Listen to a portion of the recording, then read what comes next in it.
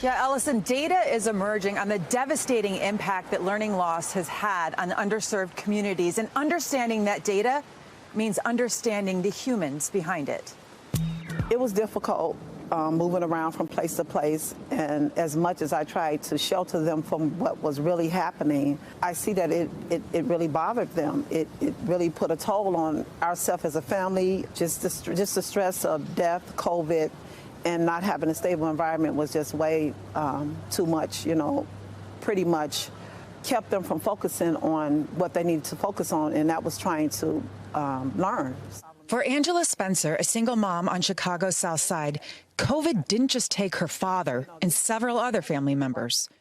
It stunted her twin sophomore boys, both emotionally and academically. You feel that this whole experience has really compromised the potential for your boys to go to school, go to college? Absolutely. They are not prepared at all for college, and that is a great concern of mine, because that is one of the things I want, and I wish for all children, but I want my children especially to go to college. I want them to have a future, and I'm very concerned that they're not getting that. They're behind. Spencer is the face of millions of American parents, with research from McKinsey & Company finding K-12 children nationwide are on average 5 months behind in math and 4 months behind in reading.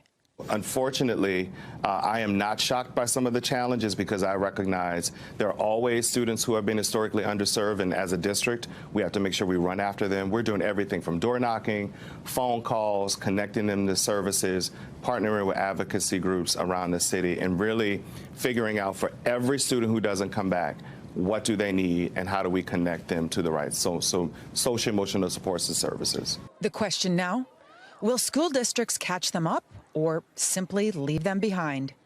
The federal government doled out billions in COVID relief funds to recover children like Spencer's sons. But it didn't say how to do it or how to measure whether it's working. And school systems are taking vastly different approaches.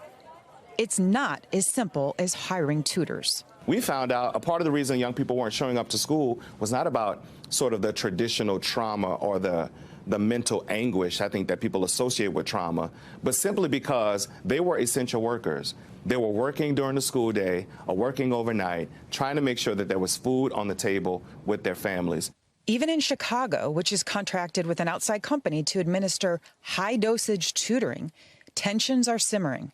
Spencer says she's not received any additional supports. Some outside advocacy groups complain that neighborhood councils and parents aren't being consulted on how to overcome serious challenges facing their children. U.S. Education Secretary Miguel Cardona is touring the Midwest to highlight safe ways to reopen schools.